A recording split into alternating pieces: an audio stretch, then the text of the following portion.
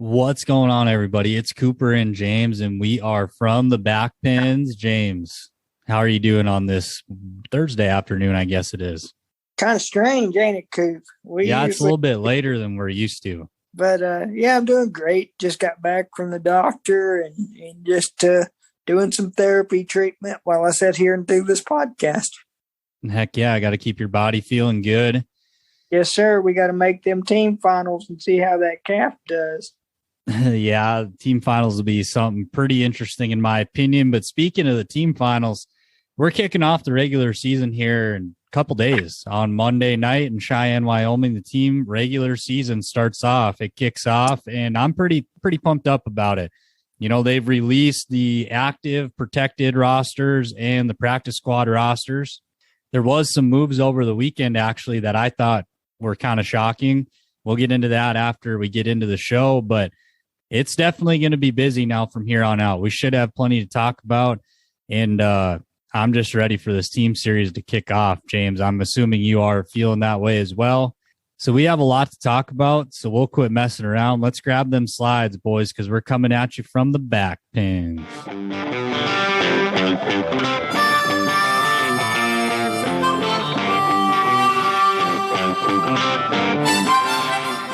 So to kick things off briefly, we'll just talk about a little bit about the King of the North Tour. They are in Big Sky, Montana for 3 nights starting tonight, the day of the recording.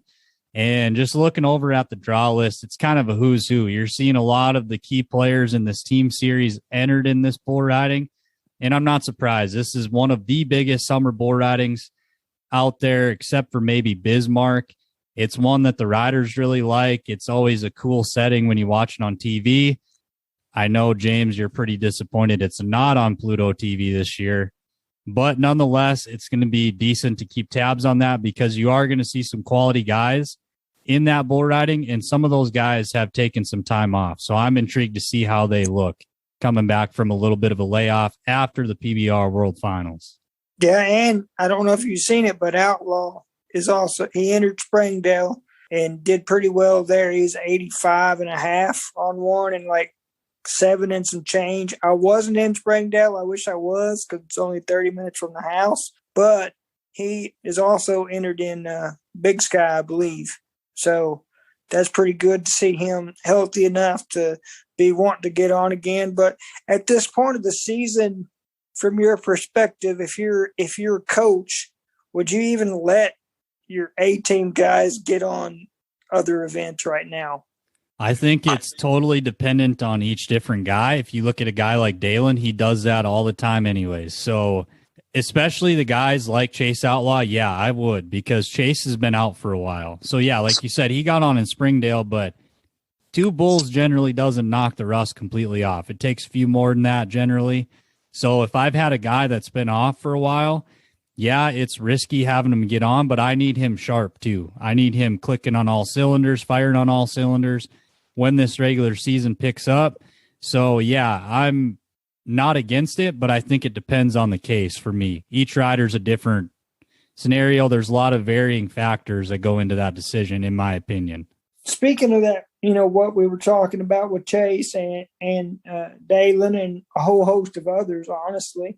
Kaike Pacheco has been in Brazil, I think, since the finals. Will that play a factor? Will rust be an issue?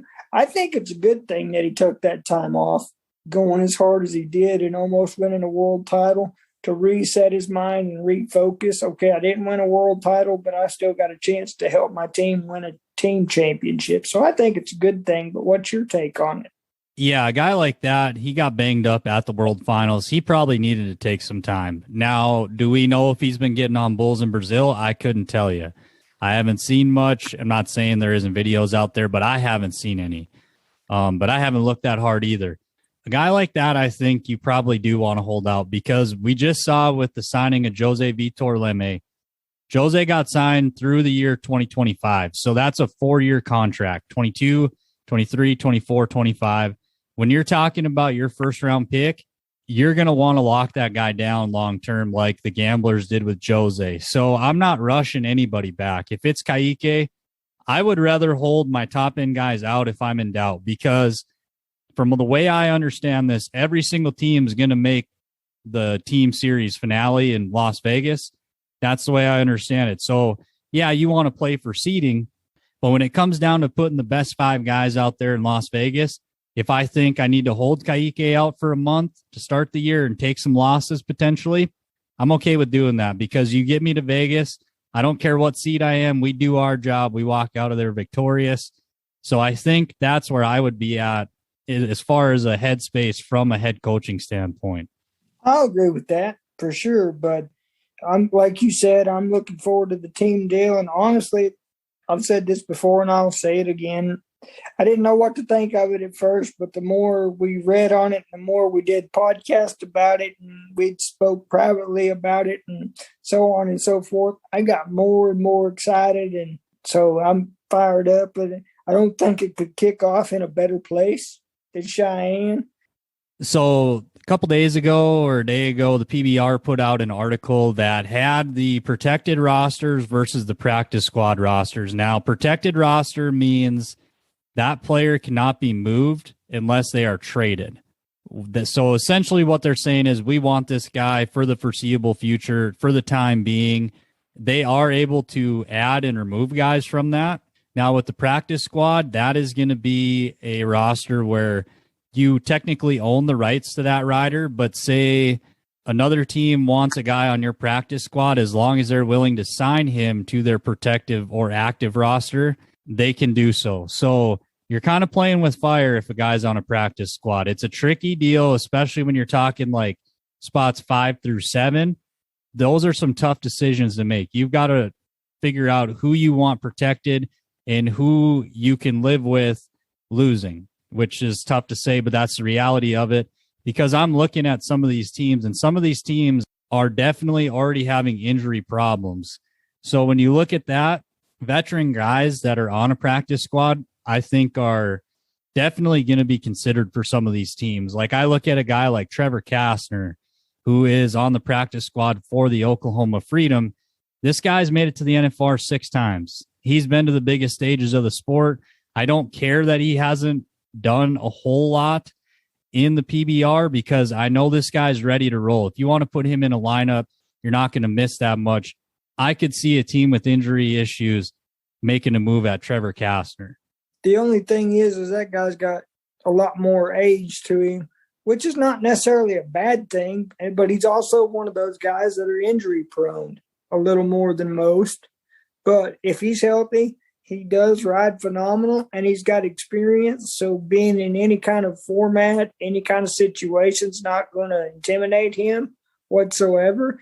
And like, he can also lift up the younger guys and teach them some things. Just because he hasn't ridden for the PBR doesn't mean he's not a top-level athlete.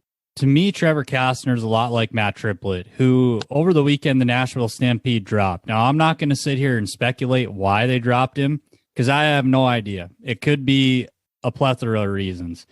But the Oklahoma Freedom jumped on him early. They went and got him as soon as he was dropped, and they put him on their active roster. So when I look at this, to me, Matt Triplett's not probably a guy that's in the long-term plans of the Oklahoma Freedom. Now, he could be if he performs well enough. He comes out there and sets the world on fire. Yeah, that's going to change. But I have to think where the thought process is from the Freedom is Matt Triplett's a guy we can plug in and put in our lineup right away. We don't have to groom him or develop him. He's been at this level. He knows what it's about. So our job is to put him on the bulls that we think he can succeed on or have the best chance to succeed on. And you look at what they're doing with their roster. Lockwood's on the IR. He's not going to ride for the first 4 events. So when he comes back, they are going to have to drop somebody from their active roster. So if you look at it, it could be really one of 4 guys, in my opinion. They're probably going to drop Briggs Madsen, Caden Bunch, Matt Triplett, or Casey Roberts. But for the time being, for the first 4 weeks for sure, Matt Triplett's a pretty good replacement for a guy like Jess Lockwood, depending on how far along your younger guys are. I agree with that. And like you said, he is a lot like Trevor Kastner. They've been going at it probably just as long, just in 2 different associations. And I could see somebody getting, a Matt Triplett will probably stay with the Freedom, and probably Briggs Matson will probably stay, in my opinion, just because they went out of their way to get that kid. So you look at Casey Roberts, they signed him. He's a 2022 college champ. The guy's been riding really well. They have Caden Bunch and Briggs Madsen, who they drafted, right? So it's going to come down to development, but they're going to have some tough choices to make at that bottom end of their active roster, because ideally they don't want to let anybody have a crack at any one of those young guys. But most likely when Lockwood comes back, they're going to have to. That's just the name of the sport. And I would be shocked if one of those guys goes down to their practice squad. Depending on injuries, again, you could see a team make a move at him. A team that I could see making some moves before even Cheyenne potentially is the Kansas City Outlaws. Right now, they have an open, active roster spot. Cole Melancon's currently on their protected roster. He's out 3 to 5 months, growing issue. So they have a spot they can either move somebody up into or go sign somebody. So I would assume the front office of the Kansas City Outlaws is scouring the free agent market, looking at their own free agents or looking at these practice squad members from other teams. There's no reason to not carry 7, in my opinion. That's how I see it. If they're going to let you have 7 active riders, you might as well use them, because then you can play the matchups depending on what bulls you get, all that. So to me, it doesn't make sense to go into an event with less than 7 guys on your active roster. No. It doesn't me either. But let's take a break and talk about Rank Ride Fantasy for a second. If you enjoy what the PBR Team Series did, and especially the draft aspect of that, check out Rank Ride Fantasy. They let you put your general manager cap on, and you get to make those decisions that a general manager does week in, week out. I played the entire 2022 season, and it was a great time. It's a really good way to engage yourself with the bull riding that's happening. When you have something to cheer for or against, it really makes it more exciting to watch, especially when you pick a guy that goes 90-plus points. There's not a better feeling in the world, and it's a really good opportunity to give you and your buddies the opportunity to give each other a hard time, compete against each other. Let's get some bragging rights going. I'm better than you are. I know more than you do. Now you can put it to the test, and bragging rights are always good when you're interacting with your best of friends. It's a really great time. I can promise you, you won't be disappointed. So check out Rank Ride Fantasy at www.rankridefantasy.com, and I will link their social medias in the description below, and also I will list them at the end of this podcast. But let's get back to it. So James, let me ask you this. Which team are you most excited to see in action on Monday night in Cheyenne, Wyoming? Well, considering that they put one of my best friend, one of my really good friends that I've known for years and years on the practice squad, it's not near as comparable for me to pick the Carolina Cowboys. They definitely are loaded, so that's definitely in my top 2. But if I had to pick one right now, it would be probably the Oklahoma Freedom for a number of reasons, but Chase Outlaw being one of the main ones. Yeah, I tend to agree with you there. I'm really intrigued to see how much they're going to use these younger guys. Signing a guy like Matt Triplett, I would assume he's going to get some outs in the first 4 weeks for sure. But what I'm really intrigued to see is, are they going to be leaning on Briggs Madsen and Caden Bunch or Casey Roberts, these young guns that the average fan hasn't really seen a lot of? We haven't seen a ton of them. Let's be honest. I mean, there's not a lot of UTB level experience there. I know Caden Bunch got into a few of them last spring or this spring, but it's not like he's a seasoned vet at this level.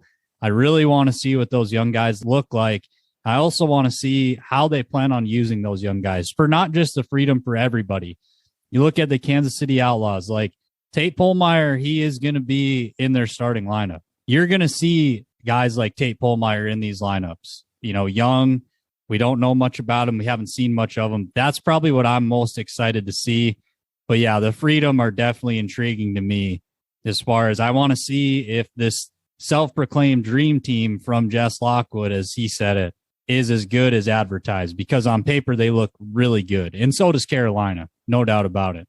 Right. And so really it's kind of a toss-up, but I also like the Thunder as well. I like how they kind of went more with the rodeo side of things for the most part, guys that have been to the NFR and been on the rodeo trail quite a bit.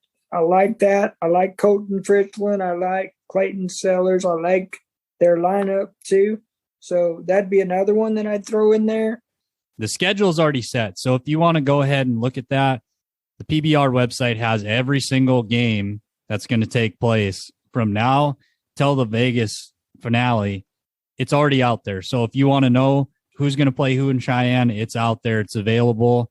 I will say my personal pick for a game of the week, though, is the Gamblers and the Freedom, but that's just me. It was really tough to choose between them and the Stampede and the Cowboys, which they're actually on the first day.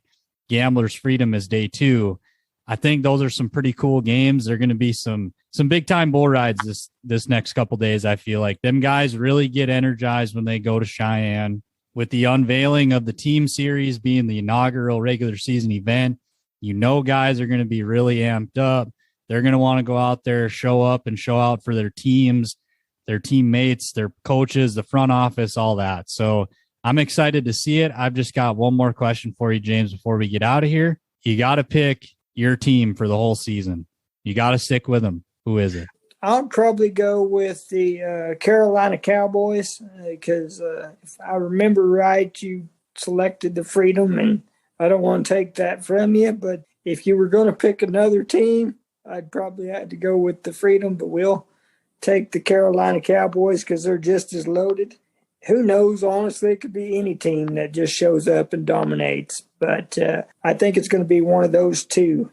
I'm not going to change my pick. It's still Oklahoma Freedom. On paper, you're correct. To me, anyways, the Cowboys and the Freedom look like on paper the best teams. A lot can happen. It's bull riding. I understand all that. To me, there's about 5 teams that I think on any given day can beat one another.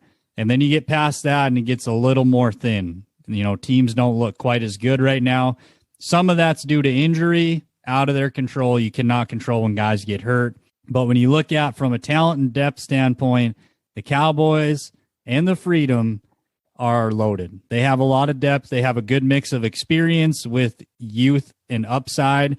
I just think on paper, those two look the best, and I'm rolling with the Freedom, red, white, and blue, baby. Cord, bring us to the promised land. That's all I got to say. But I think that'll be it for today. We'll check in with you guys after the inaugural PBR regular season team event in Cheyenne. James, do you have any closing thoughts before we get out of here? Oh, absolutely. I'm just so glad to hang out with Cooper for a little bit and to just get some content out. It's always fun to talk about the greatest sport on earth and on dirt.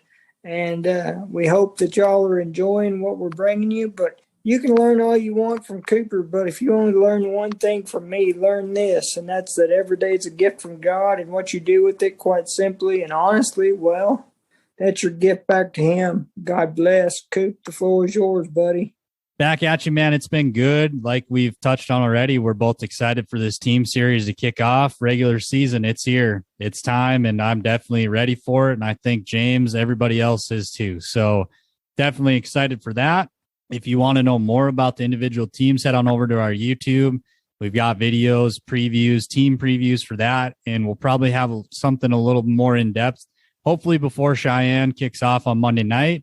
We will link our social medias and Rank Ride social medias in the description below. So check those episode notes out, guys, if you want to find more about us or Rank Ride or figure out where to find us on social media, all that. But I think that'll be it. Until next time, you guys have a great one. Come back and visit us again from the back pins.